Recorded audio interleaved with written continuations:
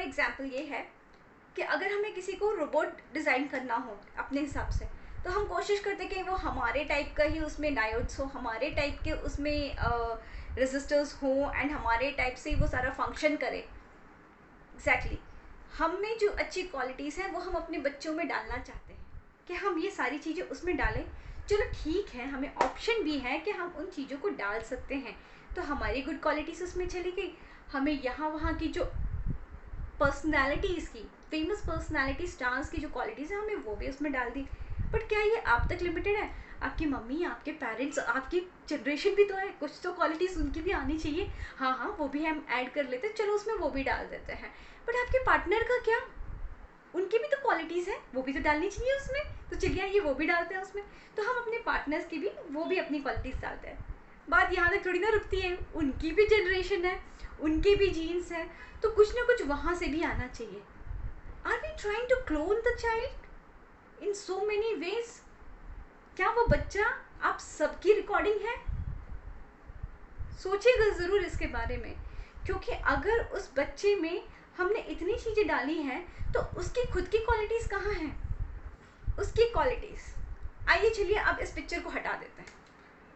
एक already created robot है, हम उसके बारे में सोच रहे हैं कि इसमें ये होना चाहिए, वो होना चाहिए, हमारे हिसाब से, हमारी अंडरस्टैंडिंग के हिसाब से, राइट?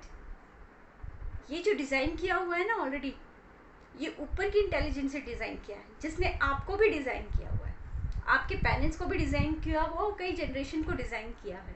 उसके अपने डिज़ाइंस हैं और उस डिज़ाइंस के हिसाब से एक लोटस फ्लावर अलग होता है और एक गुलाब की क्वालिटीज़ डिफरेंट होती है। तो ये डिज़ाइन ऑलरेडी बनी हुई है, और ये जो इंटेलिजेंस के साथ में डिज़ाइन की जाती है ना, इसमें आपकी भी क्वालिटीज़ होती ही होती है, आपके पार्टनर की भी क्वालिटीज़ होती है, एंसेस्टर्स की भी जीन्स उसमें होती है, और साथ ही साथ उसमें, उस बॉडी में और उस सोल में उसकी खुद की क्वालिटीज़ भी डाली जाती जो उसने पिछली इनकारनेशन से इनहेरिट की होती है। I know many of the people will not agree to it कि हम बहुत से संस्कार पिछले जन्म से लेकर आते हैं, बट एक छोटा सा पॉइंट इसके बारे में बताऊंगी कि काफ़ी बच्चे आपने देखा होगा कि छोटी सी एज में ही काफ़ी टैलेंटेड होते हैं ना, वो क्लासेस जाते हैं। फॉर एग्जाम्पल एक डांस में अगर कोई बच्चा बहुत ज़्यादा निपुण होता है तो वो किस लिए निपुण होता है? 3 साल के बच्चे में अगर आप देख सकते हैं कि एक 10 साल के डांसर की क्वालिटीज़ है तो कहाँ से आई है? अगर उसे सिखाया नहीं है तो कहाँ से आई है? तब हम मान लेते हैं हाँ भाई ये पिछले जन्म से आया।